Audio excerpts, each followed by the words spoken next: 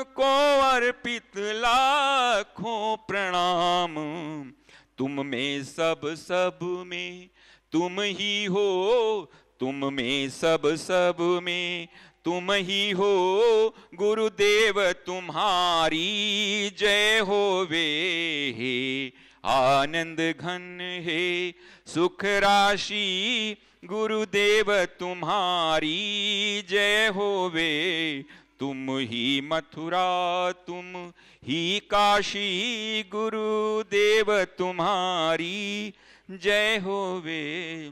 जीवन मरु में तुम ऋतु बसंत, जीवन मरु में तुम ऋतु बसंत। तुम आदि मध्य और हो अनंत, तुम आदि मध्य और हो अनंत। तुम भोर की पूर्ण, तुम भोर की पूर्ण लालिमा हो, तुम भोर की पूर्ण लालिमा हो। गुरुदेव तुम्हारी जय होवे, हे आनंद घन हे सुख राशि। गुरुदेव तुम्हारी जय होवे, तुम ही मथुरा तुम ही काशी। गुरुदेव तुम्हारी। आलोक शरण जो आता है, आलोक शरण जो आता है, वो भुक्ति मुक्ति पा जाता है, वो भुक्ति मुक्ति पा जाता है।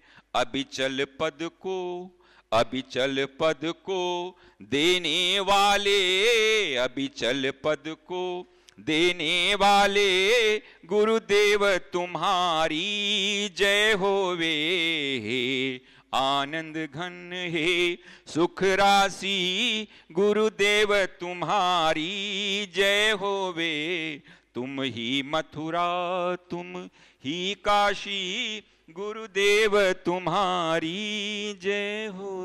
तुम में सब सब में तुम ही हो, तुम में सब सब में तुम ही हो। गुरुदेव तुम्हारी जय होवे, हे आनंद घन हे सुख राशि। गुरुदेव तुम्हारी जय होवे, तुम ही मथुरा तुम ही काशी।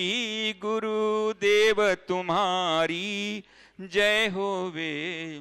जीवन मरु में तुम ऋतु बसंत, जीवन मरु में तुम ऋतु बसंत। तुम आदि मध्य और हो अनंत, तुम आदि मध्य और हो अनंत। तुम भोर की पूर्ण। ओम पार्थाय प्रतिबोधितां भगवतां नारायणेन स्वयं व्यासेन ग्रथितां पुराणमुनिना मध्ये महाभारतम् अद्वैतामृतवर्षिणीं भगवतीम् अष्टादशाध्यायिनीम् अम्ब त्वामनुसन्दधामि भगवत् गीते भवद्वेषिणीम्। नमोऽस्तु ते व्यास विशाल बुद्धे पुल्लारविन्दाय तपत्र नेत्र। येन त्वया भारत तैलपूर्ण प्रज्वालितो ज्ञानमया प्रदीपः। वसुदेवसुतं देवं कंसचाणूरमर्दनं देवकी परमानन्दं कृष्णं वन्दे जगद्गुरुं। भीष्मद्रोणतटा जयद्रथजला गान्धारनीलोत्पला शल्यग्राहवती कृपेण वहनी कर्णेन बेलाकुला। अश्वत्थामविकर्णघोरमकरा दुर्योधनावर्तिनी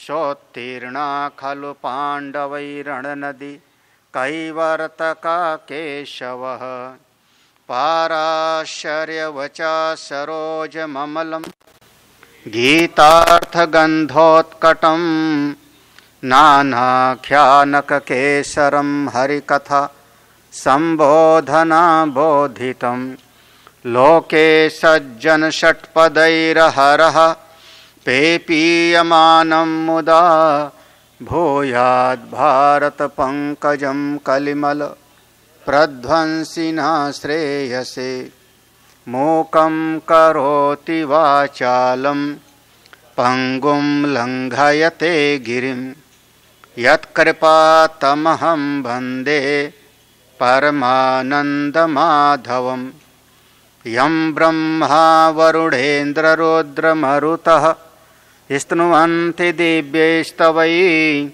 वेदैः साङ्गपदक्रमोपनिषदै गायन्ति यं सामगा ध्यानावस्थिततद्गतेन मनसा पश्यन्ति यं योगिनो यस्यान्तं न विदुषुरासुरगणा देवाय तस्मै नमः।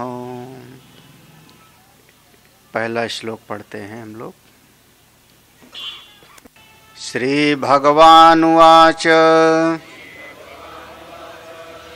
भूय एव महाबाहो शृणु मे परमं वचः यत्तेऽहं प्रीयमाणाय वक्ष्यामि हितकाम्यया न मे विदुषुर्गणाः प्रभवं न महर्षयः अहम् आदिर्हि देवानां महर्षीणां च सर्वशः। भगवान का अर्जुन से अतिशय प्रेम है। भगवान अर्जुन को प्रेम करते हैं। मेरे भक्त हो तुम, मेरे सखा हो। और अर्जुन की निष्ठा भगवान पर है।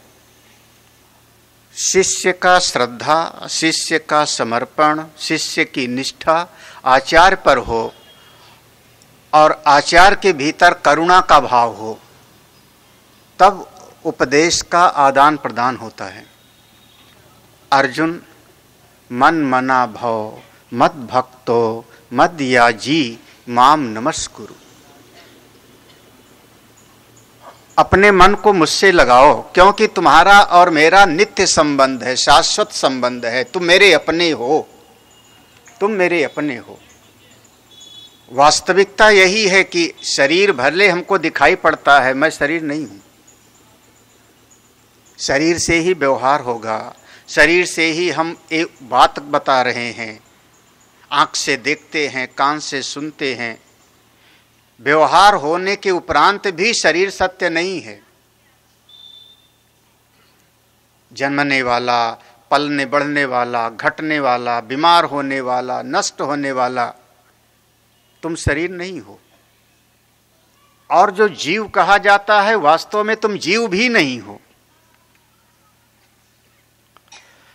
शरीर के भीतर जीव आया है, अपने कर्मों का फल यहां पर भोगता है।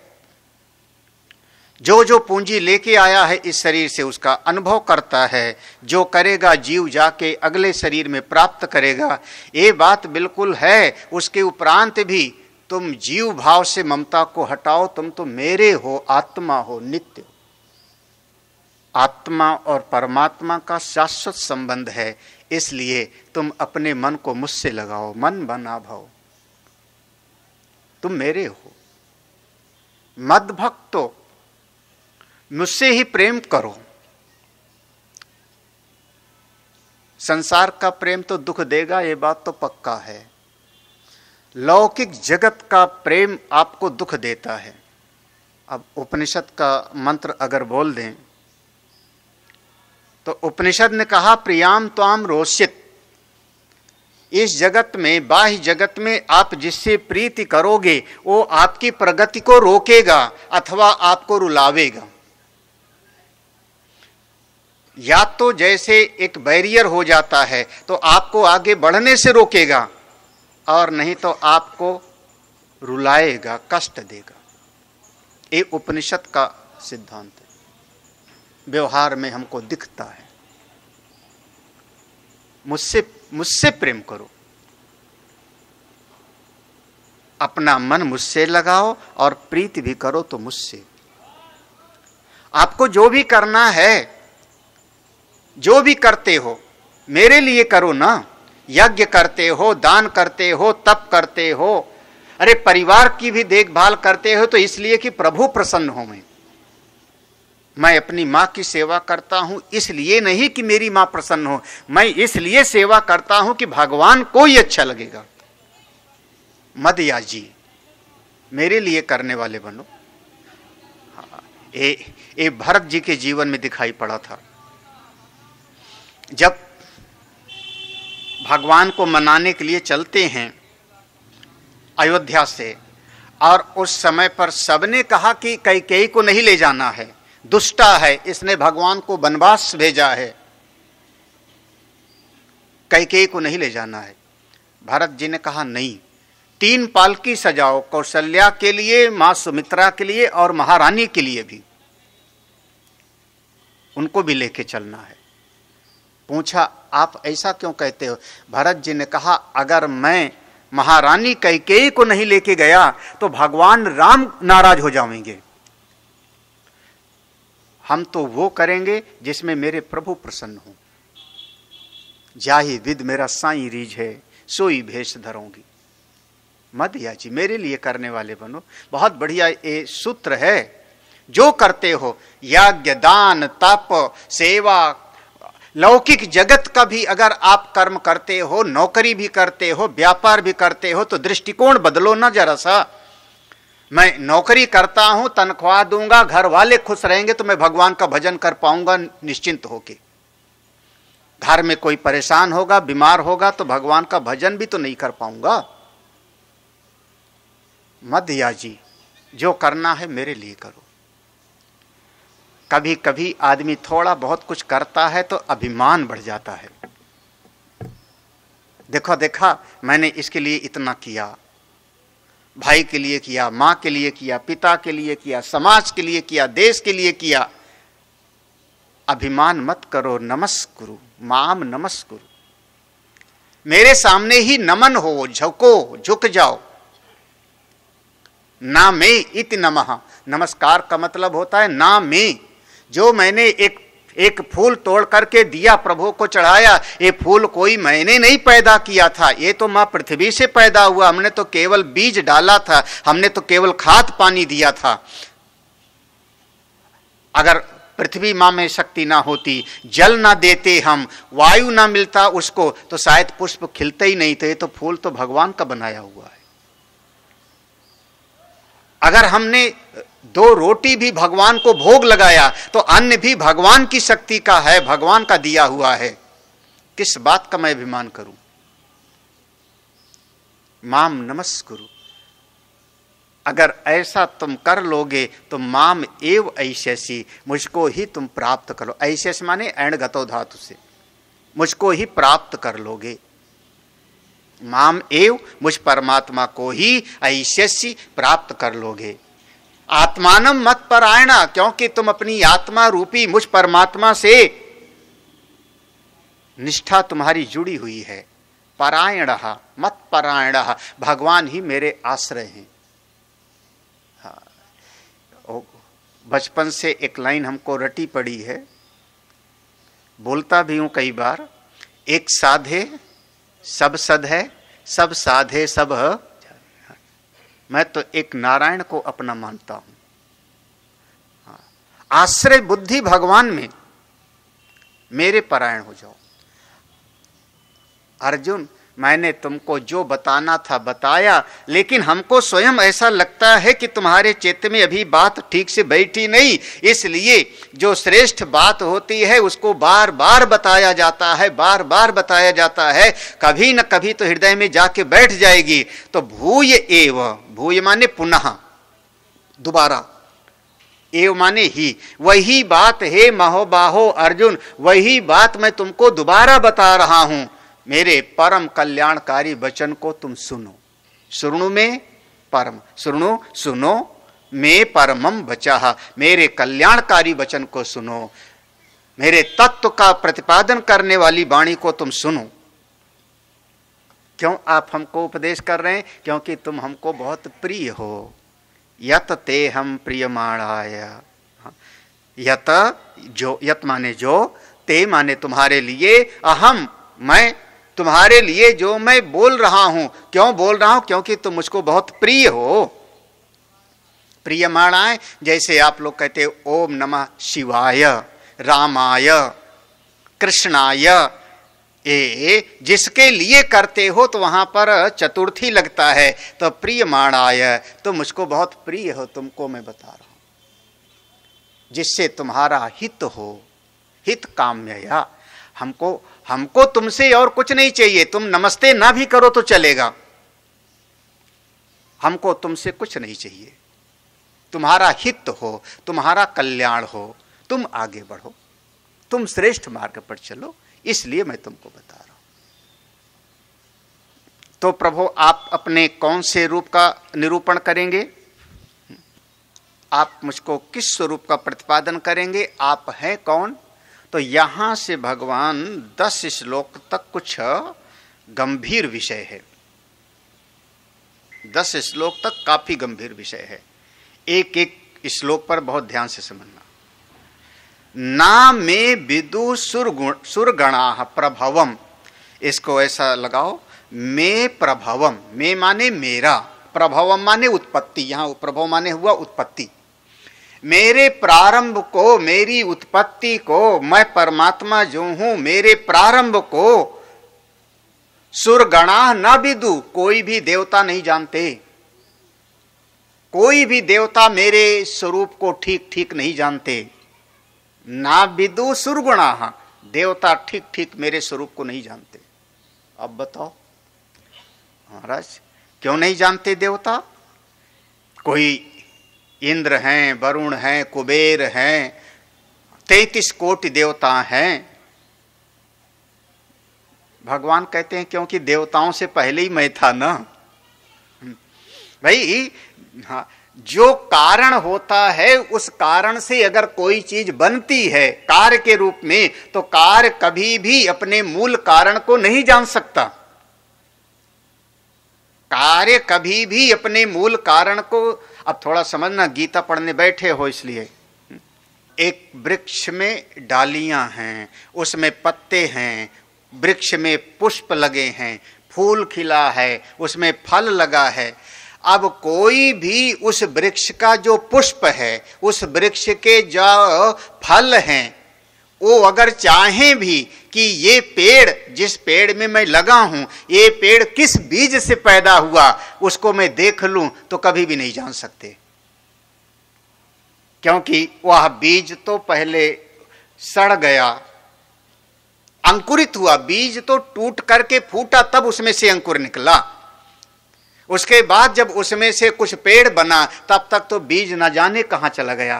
तो जिस बीज से पेड़ पैदा हुआ, उस पेड़ में लगने वाला डाल, उस पेड़ में लगने वाला पुष्प, उसमें लगने वाला फल, कभी भी उस पेड़ के मूल बीज को कभी नहीं जान सकता। क्योंकि ये सब कार्य हैं और वो कारण है।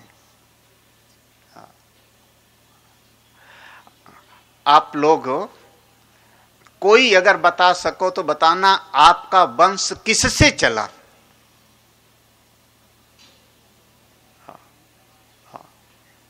चलो जानो आज।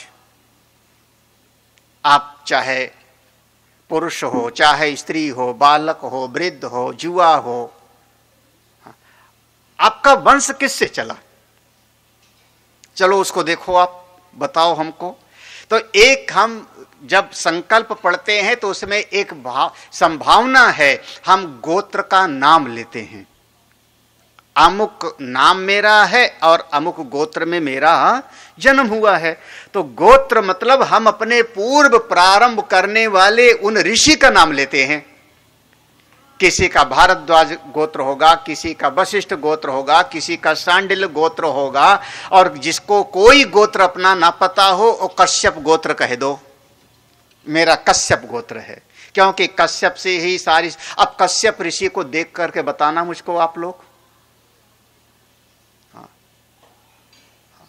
नहीं जान पाओगे कब कब बना सृष्टि, कब चला। तो हम 2 पीढ़ी को जानते होंगे, 4 पीढ़ी पुरानी बात जानते होंगे, हाँ। और नहीं तो हरिद्वार चले आओ, वहां पोथी में पंडा को देखना, शायद आपकी 5वीं 6ठी पीढ़ी का बता देंगे वो। लेकिन कहां से चला मैं नहीं जान सकता हूं। क्यों? क्योंकि ये शरीर कार्य है और उसका वो मूल कारण। कार्य कभी भी मूल कारण को नहीं जान सकता, ये पूरा का पूरा मूल सूत्र है। हाँ, जो पहले से है उससे बाद में पैदा हुई कोई भी चीज उसको ठीक ठीक कैसे जानेगी? हाँ, कैसे जानेगी?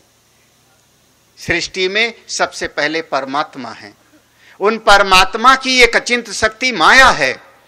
जब माया शक्ति को धारण किया तो उस परमात्मा को हमने नाम दिया ईश्वर, भगवान। और फिर उनसे 3 गुणों की ये सारी सृष्टि बनती है, और 3 गुणों की सृष्टि में 5 महाभूत बने। फिर उसके बाद उनका पंचीकरण हुआ, फिर देवताओं का सृजन हुआ, उसके बाद देवता हुए। अब देवता बाद में बने, परमात्मा सबसे पहले हैं, इसलिए कोई देवता मुझको ठीक ठीक जान नहीं सकता। तो देवता नहीं ठीक ठीक जान पाए तो ऋषि लोग तो जानते होंगे। तो कहते हैं ना महर्षया मैं विदु। देखो बड़े बड़े महर्षि लोग भी हमको ठीक ठीक हमारा निश्चय कर लेते हैं कि परमात्मा है, परमात्मा के अस्तित्व का निश्चय होता है, लेकिन ठीक ठीक वो चाहे भी तो कोई ऋषि महर्षि। हम लोगों के यहाँ कई शब्द होते हैं ऋषि।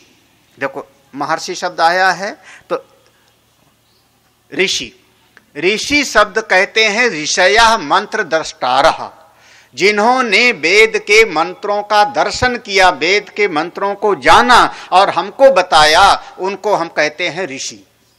हम लोग ऋषि परंपरा के हैं, वेद को प्रमाण मानते हैं। अब उन ऋषियों में कोई ऐसा हो सकता है कि देवताओं के बीच में रहने वाला, किसी ने वेद मंत्र का साक्षात्कार कर लिया, तत्ववेत्ता हो गया, तो हमने कहा देवताओं के बीच वाला है, तो इसका नाम हो गया देवर्षि। देवर्षि ऋषयः मंत्र द्रष्टारः माया वर्जितम साठ्य वर्जितम कोहक वर्जितम, और ऐसे ऋषि हैं। कोई ब्राह्मण कुल में किसी का जन्म हुआ, ब्राह्मण कुल में पैदा हुआ, और ब्राह्मण परिवार में पैदा होकर के उसने गुरुकुल जाकर के विद्या प्राप्त की, ब्रह्म विद्या प्राप्त करके उसने ब्रह्म का साक्षात्कार किया और वेद के मंत्रों का ज्ञाता हो गया, तो हमने कहा कि ये ब्रह्मर्षि है। ब्रह्मर्षि, ये ब्रह्मर्षि के लिए तो बड़ी लड़ाई हुई थी, ब्रह्मर्षि बनने के लिए। हाँ हाँ। और अगर ब्राह्मण के परिवार में नहीं पैदा हुआ, शरीर क्षत्रिय परिवार में पैदा हुआ, और क्षत्रिय परिवार में पैदा होने पर भी घोर तप किया, वेद के मंत्रों का साक्षात्कार कर लिया, वेदों का जानने वाला हो गया, तब भी उसको कहा गया महर्षि। ये महर्षि, देवर्षि, ब्रह्मर्षि और तीसरा महर्षि। ये विश्वामित्र और वशिष्ठ की लड़ाई बहुत बड़ी थी लड़ाई। विश्वामित्र के पास शक्ति है, जिस समय राजा थे गाधी तनय, गाधी नाम के राजा के पुत्र हैं। चतुरंगड़ी सेना थी, सेना लेके आते हैं, जंगल में आते हैं। गुरुदेव वशिष्ठ का आश्रम मिला था, वहां वशिष्ठ जी के यहां पर चले गए रात्रि निवास के लिए। गुरुदेव वशिष्ठ के पास एक कामधेनु नाम की गौ है जो समुद्र मंथन से निकली थी। एक बात आपको बिल्कुल काम की बता दूं, दुनियादारी में, हाँ दुनियादारी में आपके घर पे कोई आवे मेहमान बन करके, कोई मेहमान बन के आवे तो जितनी अपनी सामर्थ्य है उसी के अनुरूप उसकी सेवा करिए, आप दिखावा मत करिए आप। हाँ समझ में आ रहा है कि नहीं है? नहीं तो कई ऐसी घटनाएं होती हैं, लड़की की शादी है, 25 जगह से कर्जा ले लिया, एक दिन तो पूरा का पूरा हो महाराज, भूतो ना भविष्यति, और उसके बाद जब कर्जा मांगने वाले घर पे आते हैं तो नानी याद आ जाती है। अब क्या करें? बोले आप दिखावा क्यों किए? आपने अपनी मुसीबत मोल लिया खुद। आपके पास जितनी सामर्थ्य है उतने में आप दूसरे के लिए तैयार रहो। मेरे पास सूखी रोटी है, सूखी रोटी खाओ। हाँ मेरे पास एक कमरा है, उसी में 4 लोग सो जाओ। अतिथि देवो भव, मैं स्वागत करता हूं, लेकिन अपनी सामर्थ्य से आगे बढ़ करके हम दिखावा नहीं करेंगे। वशिष्ठ जी ने एक यहीं पर थोड़ी सी बात देखना, वशिष्ठ जी ने सोचा कि ये विश्वामित्र राजा है और राज परिवार में रहता है, इसको जंगल का अभ्यास नहीं होगा, तो इसको राजा के लायक इसका स्वागत सत्कार किया जावे। कैसे करें? मैं तो जंगल में रहता हूं। और तब वशिष्ठ ऋषि ने कामधेनु गौ से प्रार्थना किया और कामधेनु गौ से अनेक दिव्य व्यंजन बिस्तरा सब निकल आया, प्रकट हो जाता है। और विश्वामित्र की पूरी चतुरंगनी सेना विश्राम करती है, बढ़िया बढ़िया उसने राजभोग खाया। आप देख, यहीं से आप समझ में आ रहा है ना, जंगल में आप रहते हैं तो आप फल फूल खिलाते, कंद मूल फल जो भी था हमारे पास में।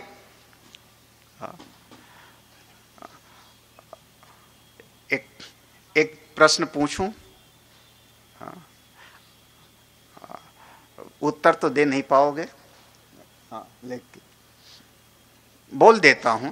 आप सत्संगी हो, आप भगवान के भक्त हो, भगवान के प्रेमी हो, आपके अपने घर में लहसुन प्याज भी नहीं बनता, मान लिया मैंने, बहुत अच्छे हो, हाँ भगवान की सेवा में लगे रहते हो। किसी दिन आपका दामाद आ जाए और कहे कि हम तुम्हारे यहां घास फूस खाने नहीं आए हैं, तब क्या करोगे? मैंने संबंध का बहुत, कौन आया? हाँ दामाद समझ रहे होंगे ना। अगर दामाद आया और कहता है घास फूस खाने तुम्हारे यहां नहीं आए हैं, आप लोग समझ रहे होंगे कुछ लोग, है ना? अब क्या करोगे आप? और ऐसे अनेक परिवार में देखा गया, स्वामी जी हमको नहीं पसंद है लेकिन बच्चे अपनी मर्जी का खाते हैं और पीते हैं। ऐसा अनेक परिवार में देखा गया। हाँ क्यों? वो उनको अपना किनारे ले आओ, बनाओ खाओ, बस। ये आपने अपने इसलिए समस्या खुद पैदा किया। आज उसने एक चीज, आज उसने एक चीज पे आपसे समझौता कराया, कल दूसरी पर समझौता कराएगा, परसों तीसरी चीज पे आपको झुकाएगा। हम तो अपने हिसाब से हैं, आपको अच्छा लगे। हमारे शायद कई लोग ऐसे हैं जिनके यहां पर कन्या की शादी में पूरा का पूरा बिना लहसुन प्याज का भोजन बना, 40-50 मेजें बनाई, लेकिन बिना लहसुन प्याज के, और सब बढ़िया बना। हाँ, कई लोग बैठे हैं इसमें, लेकिन जीव अपने आप को झुका लेता है। क्यों झुकाएं? हम सही हैं, गलत मार्ग पर नहीं हैं, अपने निश्चय से मैं क्यों झुकूं? वशिष्ठ ऋषि ने पूरा का पूरा उनका इस तरीके से स्वागत किया। सवेरा हो गया, विश्वामित्र ने अपने सैनिकों को बुलाया। ये महात्मा जंगल में रहने वाला, इसके पास कहां से इतनी सामग्री आ गई? इसने हमारी ऐसी आवभगत कैसे किया? तब उनके मंत्रियों ने कहा, राजन इनके पास एक गाय है, उसी गाय की कृपा से इनको सब मिला। बस विश्वामित्र के मन में आया, मैं सम्राट हूं, चक्रवर्ती राजा हूं, महात्मा को क्या जरूरत है ऐसी गाय की। वशिष्ठ को जो जरूरत होगी, आश्रम के लिए जितनी जरूरत होगी, वो व्यवस्था राजा की तरफ से हो जाएगा, राजाश्रय, वो गाय को ले चलते हैं। यहां से वैमनस्य शुरू हुआ था, लड़ाई यहां से प्रारंभ हुई। विश्वामित्र ने कहा गाय दे दो, वशिष्ठ जी ने मना किया।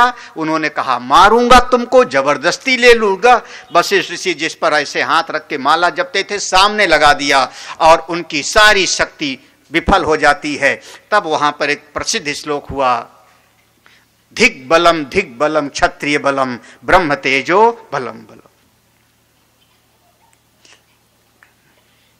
ये श्लोक लिखा महर्षि वाल्मीकि ऋषि ने। हाँ, जिनका आज जन्मदिन है, इसीलिए मेरे मन में आया। आज उनकी जयंती है, वाल्मीकि जयंती है, शरद पूर्णिमा।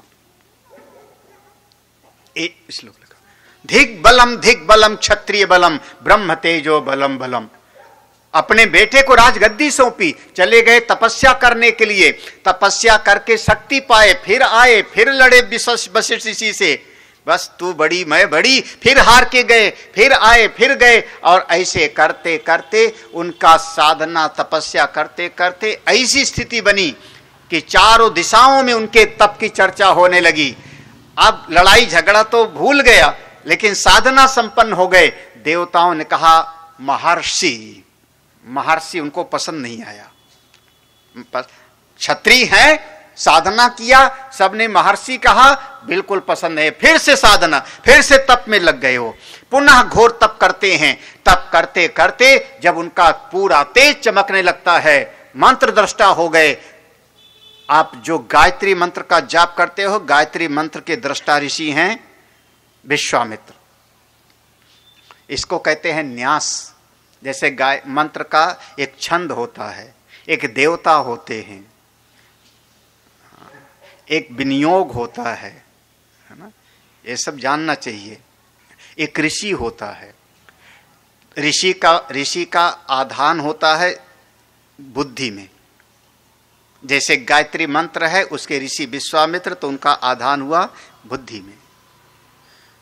छंद का आधान होता है वाणी में, क्योंकि ठीक से उच्चारण करना है। हाँ, ठीक से उच्चारण करना है। देवता का आधान होता है हृदय में, उसका एक देवता होते हैं विश्वामित्र ऋषि। अब सब ने कहना शुरू किया ब्रह्मर्षि ऋषि आए, ब्रह्मर्षि ऋषि आए। एक दिन देवताओं की सभा है, वहां पर सब लोग बैठे हुए हैं। विश्वामित्र पहुंचे, सब ने कहा आइए ब्रह्मर्षि, आइए ब्रह्मर्षि। लेकिन गुरुदेव वशिष्ठ ने कहा कहिए महर्षि, ठीक ठाक हैं आप? महाराज 50 देवताओं ने कहा ब्रह्मर्षि, लेकिन वशिष्ठ जी ने कहा महर्षि। उनको 50 देवताओं की बात तो ध्यान नहीं, लेकिन इन्होंने महर्षि हमको हो, ये बात देखो फिर से। और पुराना जो द्वेष की वृत्ति थी पुनः उभर आती है। और कुछ समय के उपरांत विश्वामित्र उस सभा से बाहर निकले, उनके दिल में बड़ा कष्ट है, इन्होंने मुझको महर्षि क्यों बोला, मैं ब्रह्मर्षि हूं। सारे देवता मुझको ब्रह्मर्षि कहते हैं, सारी सभा सारी प्रजा हमको ब्रह्मर्षि कहती है। एक यही वशिष्ठ हैं, उन्होंने विचार किया एक दिन इनको जो है राम नाम सत्य कर दूं, बस छुट्टी। हाँ, यही एक हैं जो हमको ब्रह्मर्षि नहीं कहते। एक दिन गणासा लिया, उसको खूब पैना किया विश्वामित्र, और पैना करके जहां वशिष्ठ ऋषि की कुटिया थी, उस कुटिया के बाहर एक बहुत बड़ा पेड़ है, उस पेड़ के ऊपर चढ़ के बैठ गए। आज रात में वशिष्ठ का गर्दन काटूं। याद आया ना, बटोगे तो कटोगे। आज रात में वशिष्ठ को काट दूंगा इसी गणासे से। संयोग की बात, यही शरद पूर्णिमा की रात्रि है। चंद्रमा अपनी महिमा में खिला हुआ है। वशिष्ठ की पत्नी है अरुंधति, अरुंधति ने ला करके आसन रखा, बाहर उसी पेड़ के नीचे आसन रखा और पास में बैठ गई। कुछ शास्त्र चर्चा होने लगी।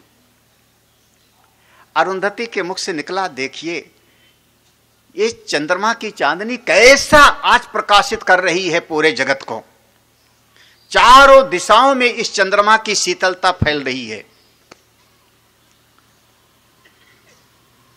ऊपर वो बैठे सुन रहे थे, डाल पकड़े, हाँ मौका देखूं फिर मारूं। और गुरुदेव वशिष्ठ, अब वहां कोई तीसरा नहीं है, केवल दो ही बैठे हैं नीचे। और कोई पुरुष जल्दी अपनी पत्नी के सामने दूसरे की प्रशंसा नहीं करता, उसको लगता है मैं ही सबसे बढ़िया हूं। गुरुदेव वशिष्ठ ने कहा, अरुंधति ये चंद्रमा की जो रोशनी है ये तो कुछ नहीं, इस समय पर विश्वामित्र की जो साधना का, उनके तप का जो प्रभाव चारों दिशाओं में फैला है, उसके सामने तो चंद्रमा की चांदनी कुछ भी नहीं। इस समय विश्वामित्र के जैसा कोई साधना करने वाला नहीं। महाराज जो ऊपर बैठे थे उनका हृदय धक धक किया, इनको मैं मारने आया था और एकांत में अपनी पत्नी के सामने मेरी प्रशंसा कर रहे हैं। महाराज वहीं से कूदे, वो कूदे गुरुदेव वशिष्ठ के सामने, त्राहिमाम पाहिमाम, बहुत बड़ी भूल हो गई, बड़ी गलती हो गई, क्षमा करे मुझको, क्षमा करे। आके चरणों में पड़ गए गुरुदेव वशिष्ठ के। अरुंधति तो चौंक के पीछे हटी। गुरुदेव वशिष्ठ ने उठा करके उनको हृदय से लगाया, आइए ब्रह्मर्षि बैठिए, आइए ब्रह्मर्षि बैठिए। जब वो बैठे फिर आपस में संवाद होने लगा। तो विश्वामित्र ने कहा, मैं तो आज को मारने आया था, मेरे मन में तो था कि आपको आज रात में मार दूंगा, और आज आप हमको कह रहे हो ब्रह्मर्षि, इतना झंझट होने के बाद। गुरुदेव वशिष्ठ ने कहा, अभी तक तुम्हारे भीतर वो अहम था, अपनी साधना का अभिमान था। किसी को धन का अभिमान होता है, किसी को बल का अभिमान होता है, किसी को परिवार के सदस्यों का अभिमान होता है। अरे अभिमान तो कोई घर का एक बच्चा जो है बड़ा अफसर बन जाए, उसका भी आदमी माँ बाप अभिमान बना लेते, मेरा बेटा आईएएस है। तुमको अपनी साधना का अभिमान था, आज तुम्हारा अभिमान मिटा, तुम ब्रह्मर्षि हो, उठो। तब से ब्रह्मर्षि कहलाए। तो देवर्षि, ब्रह्मर्षि और तीसरा महर्षि। यहां पर महर्षि का नाम आया, यहां पर अभी आगे भी आएगा। तो ना मैं विदु सुरगणाः, हे अर्जुन, मैं जो आत्मा हूं, मैं जो सच्चिदानंद परब्रह्म हूं, मुझको कोई देवता भी ठीक ठीक नहीं जानते, कोई महर्षि लोग भी ठीक ठीक नहीं जानते। क्यों ऐसा? नीचे के पंक्ति में हेतु है, अहम आदिर ही देवानाम। देखो, अहम आदि ही देवानाम, देवताओं के पहले मैं ही था ना। अहम आदि, आदि माने सबसे पहले मैं था, मेरे बाद ये सारे के सारे देवता उत्पन्न हुए। तो ये देवता लोग मुझसे उत्पन्न हुए हैं, तो ये मेरे स्वरूप को ठीक ठीक समझ नहीं सकते, क्योंकि मैं सबका कारण हूं, मैं सारे जगत का अधिष्ठान हूं। और महर्षि नाम चा सर्वसा, जितने महर्षि लोग हैं, देवर्षि महर्षि, सबका मैं मूल हूं। तो मुझ परमात्मा को ये सब ठीक ठीक नहीं समझ सकते। अब एक बात यहां पे कह के अगले श्लोक में चलते हैं। हमारी बुद्धि भी कार्य है। हमको जो भगवान ने ज्ञानेंद्रियां दिया, कर्मेंद्रियां दिया, हमारे भीतर अंतःकरण है, अंतःकरण में मन बुद्धि चित्त आदि है। जो हमारी बुद्धि है वो भी कार्य है, 5 महाभूतों के सत्व गुण से बना है। कभी तत्वबोध पढ़िए, ये स्वाध्याय वगैरह में तो तत्वबोध आत्मबोध हो, नहीं तो यूट्यूब पर चैनल हमारा है, यूट्यूब वाले पर आप पढ़िए, तत्वबोध ग्रंथ लेके बैठो और सुन जाओ पूरा। आत्मबोध सुन लो, कभी पंचदशी पढ़ लो, तो वहां पर आपको पंचीकरण एक विधि है। तो पांचों महाभूतों से कैसे बना वहां पर बताया जाओगे। 5 महाभूत आकाश, वायु, अग्नि, जल, पृथ्वी, उसके सत्व गुण से मेरा अंतःकरण बना, मन बुद्धि बनी। तो परमात्मा तो पहले थे, बुद्धि बनी बहुत बाद में। तो आपकी बुद्धि परमात्मा को नहीं जान सकती। जो लोग ऐसा कहेंगे मैं 4 किताब पढ़ करके बुद्धि से, मेरी बुद्धि में सब याद हो जाएगा, तो मैं अपनी बुद्धि से समझ लूंगा। परमात्मा बुद्धि का विषय नहीं होते। हमारी बुद्धि के कटोरी में परमात्मा नहीं आते। हाँ, ये है बुद्धि के ज्ञान से हम अपने अविद्या को मिटा देते हैं। बुद्धि में हम विद्या लाते हैं, वो परमात्मा को नहीं लखाती। बुद्धि में जो हम विद्या लाते हैं, हमारे बुद्धि के भीतर की अविद्या का नाश कर देती है। प्रकाश लाए तो उसने अंधकार का नाश किया। कमरा मिलाया नहीं, उसने तो कमरे को ज्यों का त्यों दिखा दिया। उसी प्रकार से बुद्धि में विद्या लाए और अविद्या का उसने नाश किया। और जैसे आप थे, अपने स्वरूप को उसने प्रकाशित कर दिया। वास्तव में बुद्धि से परमात्मा का बोध नहीं होता, क्योंकि बुद्धि भी बाद में पैदा हुई। बुद्धि कार्य है, बुद्धि अध्यस्त है, बुद्धि एक भ्रम है। इसलिए कोई भी मुझको ठीक नहीं समझ सकते। बुद्धि से जानना चाहोगे तो नहीं समझ पाओगे। कैसे जाना जा सकता है? श्रद्धावान लभते ज्ञानम, श्रद्धा से, शास्त्र और आचार के उपदेश से। 3रा श्लोक पढ़ते हैं। अगर कोई सही विधि से जान लेगा तो क्या होगा? यौमामजमनादिम च वेत्ति लोकमहेश्वरम असम्मूढ़ समर्थेषु सर्व पापैः प्रमुच्यते। यह जो कोई भी माम, देखो माम शब्द बार बार आ रहा है, मन मना भव मद भक्तों से। माम माने मुझको, जो कोई भी मुझको आजम अनादिम च यौमामजमनादिम च वेत्ति लोकमहेश्वरम। यह माने जो कोई भी। गीता जी में जहां जहां भी यह शब्द आवे, आप इसको हृदय में बिठाना बहुत बार। यह माने जो कोई भी। श्रीमद् भगवत का गीता का ज्ञान किसी के लिए मना नहीं है। पुरुष हो, चाहे स्त्री हो, चाहे बालक हो, चाहे जुआ हो, चाहे वृद्ध हो, चाहे ब्राह्मण हो, चाहे क्षत्रिय हो, चाहे वैश्य हो। जो कोई भी कहने का मतलब हुआ जो कोई भी ऐसा कर ले। जो कोई भी। माम अजम अनादिम, मुझको अजन्मा और अनादि। अजन्मा अनादि माने मेरा आदि नहीं है ऐसा, जिसका आदि नहीं, जिसका प्रारंभ नहीं। अरे असल में जिसका प्रारंभ है उसी को हम कहते हैं आदि। जिसका जन्म है उसको कहते हैं आदि। एक दिन ये चीज पैदा हुई, एक दिन ये चीज बनी, एक दिन यह चीज हम प्रकट हुई, उसका आदि है। जिसका आदि न होए, प्रारंभ नहीं है, तो वो अजन्मा है, उसकी उत्पत्ति नहीं। और जब उसका जन्म नहीं है, उत्पत्ति नहीं है, तो उसकी मृत्यु भी नहीं होगी। जो पैदा होगा सो मरेगा, जिसका जन्म होगा उसका नाश होगा। अजम माने अजन्मा, अनादिम च, जो ऐसा मुझको जानता है। अच्छा, इसके साथ साथ लोक महेश्वरम। लोक महेश्वरम माने ये सारे जगत का मूल अधिष्ठान। तुरी तत्व, तुरी तत्व। देखो, मान लो किसी दिन आप शाम के समय पर लेट गए, स्वप्न देखने लगे। बढ़िया खा पी करके आपने लेटा था और बत्ती उत्ती बुझा करके, और आपको अब सपना दिखाई पड़ने लगा। उस सपने में बहुत सारी चीजें दिखाई पड़ रही हैं।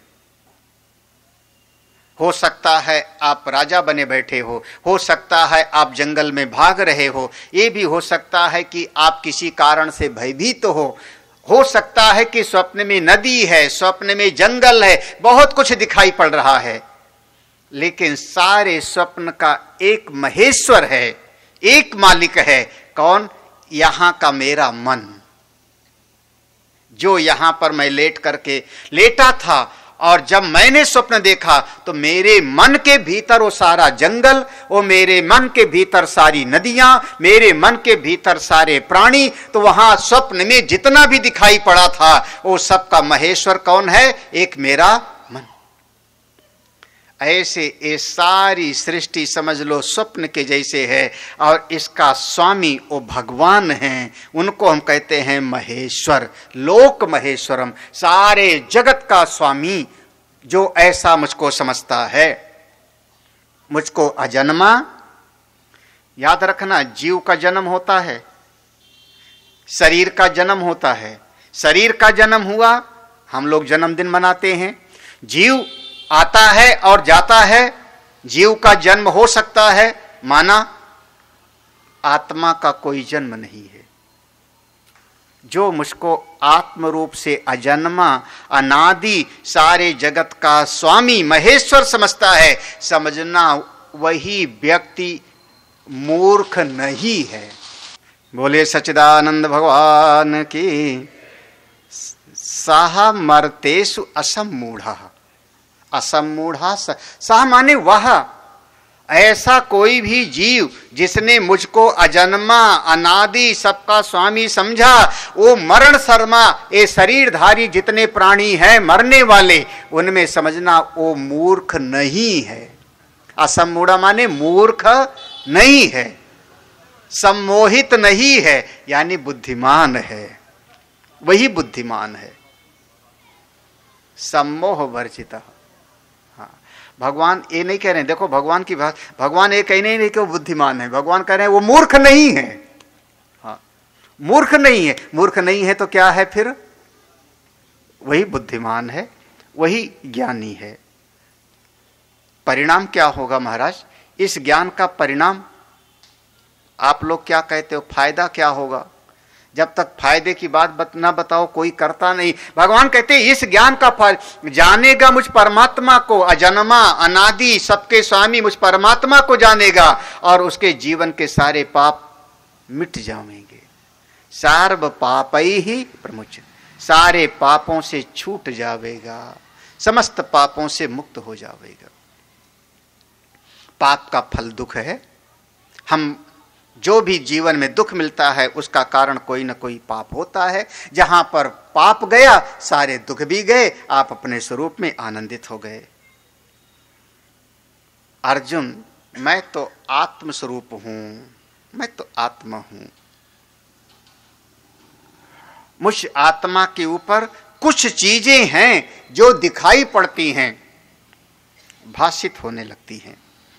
और चौथा और पांचवा श्लोक, ये दोनों श्लोक में एक बात बताई, मुझ परमात्मा के ऊपर क्या क्या दिखाई पड़ता है, मुझ परमात्मा से क्या क्या उत्पन्न होता है। भवन्ति भावा भूतानाम मत्त एव पृथक विधा, मुझसे कैसे कैसे सब कुछ उत्पत्ति होती है।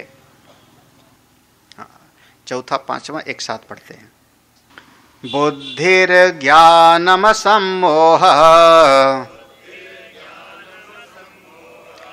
क्षमा सत्यम दमा शमः सुखम दुखम भवो भावो भयं च भयमेव च अहिंसा समता तुष्टिः तपोदानं यशो यशः भवन्ति भावा भूतानां मत्त एव पृथग्विधाः। यहाँ पर गिन लेना, लगभग चौथे श्लोक में 13 चीजों का नाम आया है। 13 चीजें भगवान से पैदा हो रही हैं। बुद्धि, पहला शब्द है बुद्धि। बुद्धि माने क्या? हम सब, आप सबके पास बुद्धि है कि नहीं? बुद्धि है कि नहीं है? घर पे रख के आए? हाँ, बुद्धि है कि नहीं? बुद्धि माने क्या? सूक्ष्म आदि अर्थ अवबोधन सामर्थ्यम तदवंतम बुद्धिमान इति ही वदंती। देखो बुद्धि का है, कोई भी बात बताई गई तो उस बात की जो सूक्ष्मता है, उसकी जो गहनता है, उसको जब आपके भीतर धारण कर लेते हो तो हम कहते हैं ये आदमी बुद्धिमान है।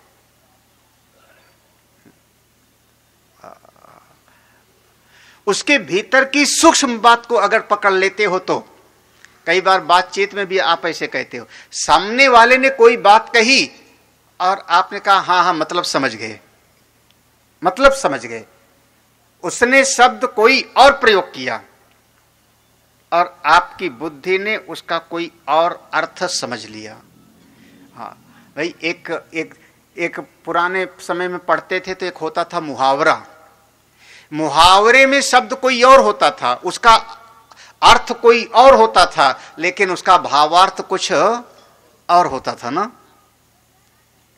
कौन सा मुहावरा बोलूं? कौन सा मुहावरा? हाँ, मुहावरों के तो बहुत पहले आता था, भूल गए हम। हाँ, अब सब जो है विस्मृति होने लगी, बुढ़ापा है। हाँ, 9-2-11 हो जाना। हाँ, 9-2-11 हो गए। 9-2-11 का मतलब क्या हुआ? 9 + 2 = 11 है तो सही है। वो हमारा एक भगत ऐसे गायब हुआ जैसे गधे के ऊपर से सींग। मतलब क्या हुआ? आप इसका अर्थ समझ गए? समझ गए अर्थ? हाँ, जिसने समझा इसके अर्थ को, उसको हमने कहा वो बुद्धि है। ना नवमन तेल होगा ना राधा, है ना। देखो ये मुहावरा है ना। आपने उसका इसका अर्थ क्या समझ लिया कि कोई असंभव काम बता रहे हैं ना। तुमको कोई दुख है? आप भगत ने कहा हाँ महाराज बहुत दुखी हूं, बड़ी तकलीफ है। बिल्कुल अभी दूर करता हूं, अभी दूर करता हूं, इसी क्षण। हाँ महाराज, फिर बस एक ऐसा काम करो ना, एक फूल ले आओ, एक फूल ले आओ, अभी दुख दूर कर दे। ओ मारा दौड़ा भगत, अभी लाता हूं। तब तक उस वक्ता ने कहा सुनो सुनो, गूलर का फूल लेके आना। अब बताओ गूलर का फूल किसने देखा है? किसी ने देखा है गूलर का फूल? अब गूलर का फूल जैसे कहा तो उस भगत ने कहा ना नौमन तेल होगा। यानी असंभव की बात कर रहे हो आप, जो संभव है नहीं। तो ऐसे जो सूक्ष्म अर्थ को पकड़ लेती है उसका नाम है बुद्धि। और ऐसे सूक्ष्म अर्थ को समझने की सामर्थ्य जिसमें है उसको हम कहते हैं बुद्धिमान। ये बुद्धिमत्ता भी भगवान कहते हैं मेरी कृपा से है। मत एव माने मुझसे ही प्राप्त होता है। ये बुद्धिमान भी सब लोग नहीं होते महाराज, बुद्धिमान भी सब लोग नहीं होते। मुझसे समझो, भगवान ऐसी करुणा करें कि आप सबकी बुद्धि जगी हो, बुद्धि आपकी तेज हो, बुद्धि सूक्ष्म हो, पैनी बुद्धि हो, गंभीर से गंभीर बात को समझ सके बुद्धि। हाँ, बुद्धि। देखो बुद्धि के साथ में अब दूसरा शब्द है ज्ञानम। यहां ज्ञान का अर्थ आपकी जानकारी नहीं है।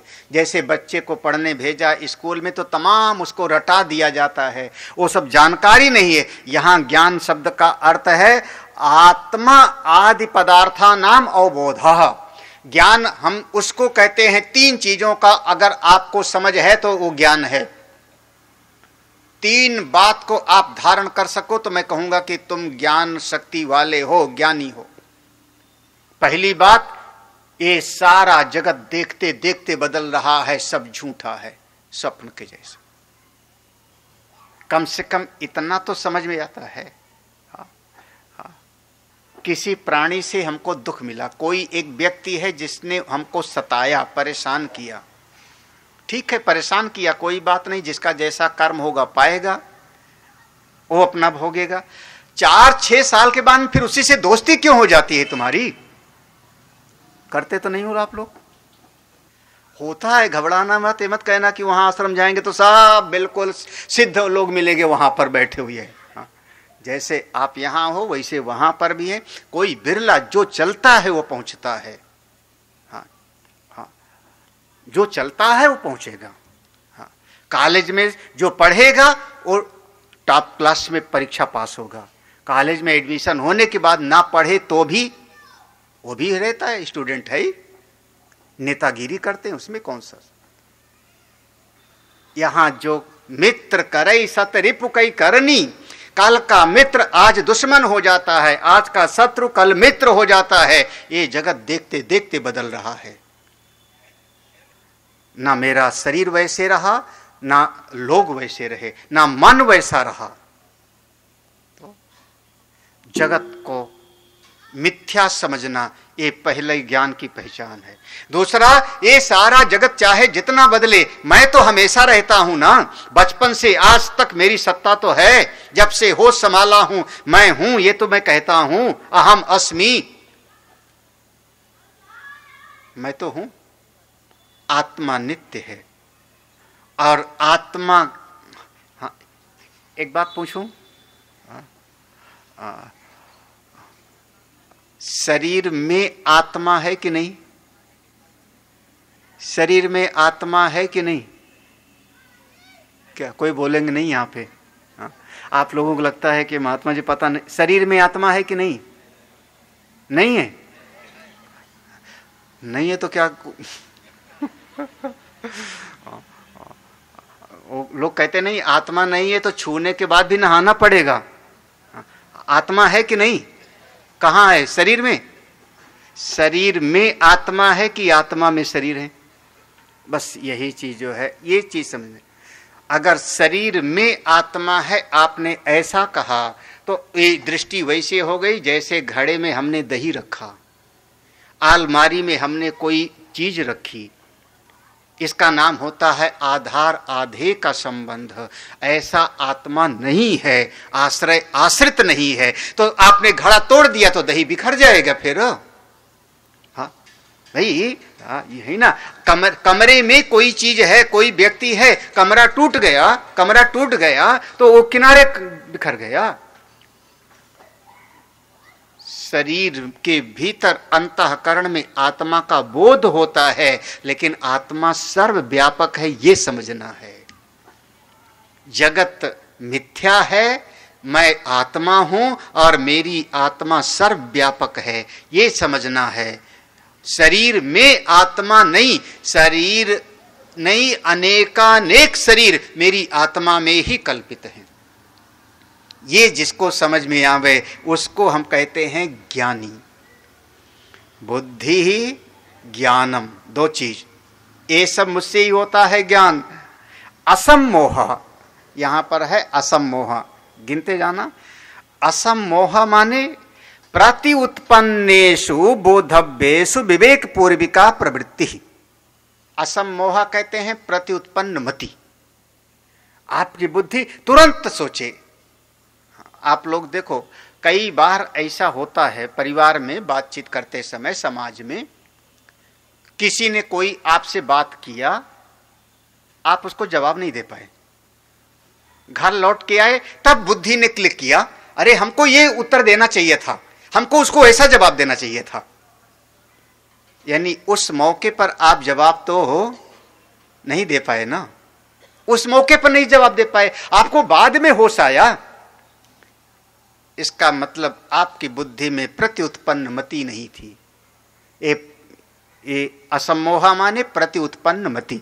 प्रति उत्पन्नी मति माने, आप ऐसे पंचतंत्र में एक दृष्टांत दिया कि एक मछुआरा है, मछली को मारने वाला, वो एक तरफ से जा रहा था, रास्ते में तालाब था, तालाब में मछलियां अपनी क्रीड़ा कर रही थीं और उनको देख करके वो मछुआरे ने कहा, अरे वाह वाह, यहां तो बहुत मछलियां हैं, कल सवेरे आऊंगा और यहां मछली पकड़ूंगा। मछलियों ने सुना और उसके बाद वहां से जो मछुआरा तो चला गया और रात में मछलियों की मीटिंग हुई। हाँ, उसमें 3 तरह की मछलियां थीं। एक पहली मछली थी जिसका नाम था अनागत विधाता, अनागत विधाता। दूसरी मछली थी जिसका नाम था यद भविष्यति तद भविष्यति, और तीसरी मछली थी जिसका नाम था प्रत्युत्पन्न मति। ऐसे अब देखो, ये पंचतंत्र का एक दृष्टांत है, किसी को याद हो तो। अनागत विधाता माने जो समस्या अभी आई नहीं है लेकिन आएगी तो पहले उसका हिसाब, उसका उपाय कर लेना। अनागत अभी नहीं आया है लेकिन कभी आ सकता है, तो हमको पहले ही उपाय कर लेना चाहिए ना। आप लोग यही तो करते हो। छोटा सा बच्चा है, अभी अभी जन्म लिया और आपने उसको टीका लगवाना शुरू कर दिया। शायद इस महीने ये वाला टीका, इस महीने ये वाला टीका। क्यों? क्योंकि उसको वो बीमारी से बचाना है। बीमार नहीं है लेकिन शायद वो बीमारी उसको आ सकती है, तो हमने टीका लगवाया। सबने कोरोना की वैक्सीन लगवाई, कोरोना वाला पहला, उसके बाद दूसरा, उसके बाद लगवाया था। कोरोना हुआ कि नहीं? तो क्यों लगवाया था? अनागत विधाता, आगे दुख ना आवे इसलिए उसका इंतजाम हम पहले कर लेते हैं। तो ये जो अनागत विधाता थी, उसने कहा, वो मछुआरा आया था, उसने कहा था कि कल आएंगे और मछलियों को पकड़ेंगे। नहीं बचो, वो अनागत विधाता ने अपने परिवार को लिया और वो तालाब छोड़ के दूसरे तालाब में चली गई। दूसरी वाली जो मछली थी उसका नाम था प्रत्युत्पन्नमति। प्रत्युत्पन्नमति ने कहा, जब तक कोई विपत्ति आई नहीं तब तक काहे की चिंता करना। हाँ, जब समस्या होगी तो देख लेंगे, जब कोई बात आएगी तो दोस्त सोचा जाएगा, काहे की चिंता करना। हाँ, ये देखो इनका टिटहरी पांव ऊपर करके सोती है। क्यों? क्योंकि आकाश गिरेगा तो मैं पांव पे। अरे वो गया है मछुआरा, पता नहीं रात में उसका मन बदल जावे, हो सकता है कल उसके घर में कोई दुर्घटना हो जावे। ऐसे थोड़े कि वो कल आई जाएगा, नहीं जाऊंगी मैं। वो मछली वहीं रह गई। तीसरी वाली जो थी यद भविष्यति तद भविष्यति, अरे जो होगा सो होगा, जो होगा सो होगा। ये दोनों वहीं पे रह गई परिवार के साथ।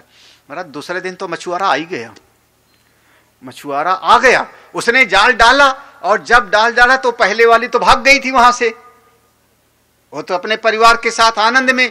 ये जो जब जाल फैला तो ये जो प्रत्युत्पन्न मति थी वो अपने आप को मरे जैसे दिखा लिया। अब तो बचने का क्या, वो हिलती डुलती नहीं हो, पड़ गई। और बाकी मछलियां सब जाल में फंस गई। जब वो मछुआरे ने जाल को खोला तो ये तो हिल डुल नहीं रही है, फड़फड़ा नहीं रही, तो उसने सोचा ये पहले से मरी है, उसको निकाल के उसने फेंक दी और बाकियों को जाल में समेटा, लेके चल पड़ा। तो कोई एक विद्वान था, उसने कहा, देखो अनागत विधाता ने तो पहले इंतजाम कर लिया, ये प्रत्युत्पन्न मति ने देखो समस्या आई तो अपने आप को वैसा कोई न कोई तरीका ढूंढ लिया और बच गई। और ये जो यद भविष्यत थी, जो होगा देखा जाएगा, वो जाल में फंसी जा रही, अभी उबाली जाएंगी, वो खाई जाएंगी। जिसकी प्रत्युत्पन्न मति होती है, समझ लेना कि वो कौन है, असम्मोह, वो सम्मोहित नहीं है। नहीं समझ में आया? अरे प्रत्युत्पन्न मति, सोचना पड़ता है कि उस समय पर क्या निर्णय लिया जाए। ठीक है ना? समझ में आ गया? हाँ, जो होगा सो देखा जाएगा, वो वाला कहा है कि हाँ।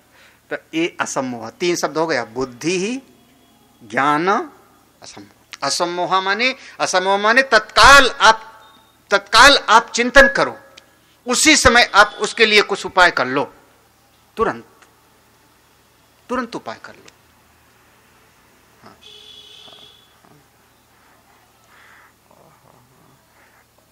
बहुत लोगों के घर में, कई बार भक्तों के घर में जाना पड़ता है, तो अभी तो बदल गया सब माहौल। पहले घर में जो है, जैसे बिजली चली गई तो मोमबत्ती ढूंढी जाती थी। मोमबत्ती कहाँ है, मोमबत्ती कहाँ है, मोमबत्ती मिल गई तो माचिस कहाँ है। अब वो माचिस, घर में 4 प्राणी होते हैं, चारों माचिस ढूंढते हैं। माचिस कहाँ, माचिस कहाँ, गुरुजी के कमरे में धे रहा है, माचिस कहाँ, माचिस कहाँ। महाराज माचिस ढूंढते ढूंढते जो कागज पहले के भूला हुआ तो वो कागज मिल गया। दूसरी चीज मिल गई, तीसरी चीज मिल गई, जो महीनों से मिली नहीं थी वो मिल गई, लेकिन एक चीज नहीं मिली। और जब माचिस मिली तो बिजली फिर से आ गई। तो हर चीज बिल्कुल सही जगह पर क्यों नहीं रखा कि हम वहीं से माचिस उठा लेंगे। हमने किसी को ऐसे समझाया एक जगह पर, तो जिसको समझाया वो प्रवचन में तो हमको कोई जवाब नहीं दिया, लेकिन घर पे जब उनके आए तो उन्होंने कहा, स्वामी जी आपका अपना आश्रम है, आप अकेले रहते हो पूरी इतनी बड़ी कुटिया में, चाहे जहां रख दो सामान रखा रहता है। मेरे घर में तो 4 बच्चे रहते। वो बच्चे इधर का सामान उधर करते रहते, ऐसे कैसे हो पाएगा। लगता है सही बात है ना। तो प्रति उत्पन्न मति, तुरंत उसी समय पर कहां पर क्या करना है वो देखो। क्षमा, अगला शब्द है क्षमा। क्षमा माने दो तरीके से क्षमा, 2 तरीके से पहली चीज तो ये समझिए, क्षमा माने जो दंड देने में सामर्थ्यवान है, जो किसी को दंड दे सकता है और फिर भी दंड नहीं देता, तब हम कहते हैं इसने क्षमा किया। क्षमा बलवानों का भूषण है, कमजोर का नहीं। हम साइकिल से जा रहे हैं और सामने वाली साइकिल से लड़ गए, महाराज गुस्सा तो बहुत आया, लेकिन जब सामने देखा तो 6 फुटा पहलवान पंजाब वाला। हाँ, अब हम ऐसे दुबले पतले, वो मजबूत। अब हमने कहा जाओ, हमने तुमको क्षमा किया। ये क्षमा थोड़े हो सकती है, ये तो तुम डर गए, तुम्हारे पास बल ही नहीं है। ये घूंसा मारेगा तो 3 बार तुम लुटकोगे, क्या दंड दे सकते हो। दंड वो दंड माने जो दंड देने की शक्ति है और फिर भी वो क्षमा कर देवे, उसको हम कहते हैं क्षमा। ये भगवान कहते हैं मेरे द्वारा ये जीव को प्राप्त होता है, मेरे द्वारा जीव को प्राप्त होता है क्षमा। किसी ने हमारा कोई अपमान कर दिया, किसी ने हमारा कोई नुकसान कर दिया, ठीक है कोई बात नहीं, हो जाता है, क्षमा कर दो, क्षमा कर दो, समझा दो। 1 बार 2 बार 3 बार समझा दो, उसके बाद भी ना समझे तो उसे अपने आप को दूरी कर लो, इतने तो है। क्षमा करना, अपने मन को भी क्षमा करना सीखो, बाहर बाह्य जगत में भी क्षमा। और मेरे मन में कई बार मैं चाहता हूं कि मेरा मन भगवान का भजन करे, मन नहीं करता, कोई बात नहीं कल करूंगा। कई बार मैं चाहता हूं कि सवेरे उठूं, ध्यान करूं, नहीं उठ पाता हूं अपने आप को, कोई बात नहीं, आज नहीं उठ पाए कल उठूंगा। मैं अपने आप को अवसाद में, डिप्रेशन में नहीं ले जाऊंगा। अपने आप को भी क्षमा करो, अपने आप को भी क्षमा करो। आगे बढ़ना है, मुझको बिल्कुल आगे बढ़ते जाना है, उस परब्रह्म परमात्मा की प्राप्ति करनी है। बहुत ज्यादा अपने आप को धिक्कारोगे तो भी आगे नहीं बढ़ पाओगे। जो गलतियां हुई अब नहीं होगी, अब नहीं होगी। हाँ, मैं भगवान के मार्ग पर हूं, मैं परमात्मा के लिए आया हूं। हाँ, कौन ऐसा मनुष्य है जिससे गलती नहीं होती। हाँ, अपने आप को भी क्षमा और सारे जगत को भी क्षमा कर सके, वो मेरी सामर्थ्य है अर्जुन। सत्यम, सत्यम, सत्य माने यथा दृष्टस्य यथा श्रुतस्य, यही परिभाषा है। यथा दृष्टस्य यथाश्रुतस्य च आत्म अनुभवस्य पर बुद्धि संक्रांतये तथा ये उच्चार्यमाण वाक् सत्यम उच्यते। सत्य कहते हैं जैसे मैंने देखा और जैसे मैंने सुना, किसी ने हमसे जब उस विषय पर बात की तो ज्यों का त्यों मैं उसको बता दूं, इसका नाम होता है सत्य। लेकिन याद रखना, सत्यम ब्रूयात प्रियम ब्रूयात। हाँ, अब जैसे हमने देखा, जैसे सुना, अगर आवश्यकता नहीं है तो क्यों बोलो, मौन रह जाओ। हाँ, मौन रह जाओ, झूठ नहीं बोलेंगे, झूठ नहीं बोलेंगे, झूठ नहीं बोलेंगे। सत्य का उल्टा झूठ है, बिलो, झूठ नहीं बोलेंगे। आप बहुत, मैं गहराई से कह सकता हूं, अपने शास्त्रों का श्रवण करिए। आप अनेक अनेक ऋषियों का आप कथाएं सुनेंगे पुराण में। हाँ, पुराण में तो कितनी कहानियां हमारे वरुण जी ने पढ़ डाला है। हाँ, ना जाने कौन कौन से ऋषि का। हाँ, किसी ने क्रोध में श्राप दे दिया, जा तू अजगर बन जा, क्रोध है। दुर्वासा ऋषि में क्रोध है। किसी ऋषि में कामना दिखाई पड़ती है। महाराज महात्मा सौभरी हैं, जमुना के जल में डूब के तपस्या करते थे। मछलियों को देख के उनको लगा कि मेरी भी पत्नी होवे, कामना दिखाई पड़ा। क्रोध दिखाई पड़ता है ऋषियों में, कई बार लोभ दिखाई पड़ता है। विश्वामित्र और हरिश्चंद्र की पूरी कथा ही आप देखोगे तो वहां इतना लोभ, बिकना पड़ गया हरिश्चंद्र को, पत्नी को बेचा, बेटे को बेचा उन्होंने। कामना दिखती है, क्रोध दिखता है, लोभ दिखता है। लेकिन एक चीज आप ऋषियों में ढूंढ के बताना, किसी ने झूठ बोला हो ऐसा कहीं नहीं पाओगे। पुराण समझो। हाँ, तब हम कहते हैं सत्यमेव जयते नानृतम सत्येन पंथा विततो देवयाना। सत्य की ही विजय होती है। सत्य का मार्ग कभी नहीं छोड़ना है। सत्य से हम कभी विचलित नहीं होते। और बाकी दोष आ जाएंगे, उन पर मैं विजय पाऊंगा। हम अपनी साधना को आगे बढ़ाएंगे, लेकिन झूठ नहीं बोलेंगे। सत्यम। हाँ, हाँ, जाके हृदय सांच है, ताके हृदय। अगला देखो, दमः शमः। दमा माने इंद्रियों का निग्रह, समा माने मन का निग्रह। सुखम दुखम। सुख, हाँ, इसमें शायद 13 चीजें हैं। सुखम, सुख माने, हाँ, सुख की एक पहचान इतने में कह रहा हूं, सुख और दुख को इतने में समझना, चाहे घर हो, चाहे आश्रम हो, चाहे समाज हो, हमारे मन के अनुसार होवे तो सुखी। हमारे मन के अनुसार होवे तो मैं सुखी। हम बिल्कुल सरल भाषा में प्रयोग कर रहे हैं। हाँ, आपके मन के, आप फोन करो और गुरुजी उठा ले में तो आप सुखी, और फोन करो और गुरुजी ना उठावे तो, हाँ बताओ, हम इतने महान फोन कर रहे हैं, गुरुजी उठाए नहीं, ऐसी तैसी गुरुजी की। आपके मन के अनुसार होवे तो भाई मेरे अनुसार चले, पिता मेरे अनुसार चले, माँ मेरे अनुसार चले, बहन मेरे अनुसार चले, दुनिया मेरे हिसाब से चले। हाँ, आपके अनुसार होवे तो सुखी, और आपके हिसाब से ना होवे तो और क्या है। हमको तो लगता ही नहीं, सुख दुख में कोई फर्क ही नहीं लगता। इतने में पूरी कहानी है।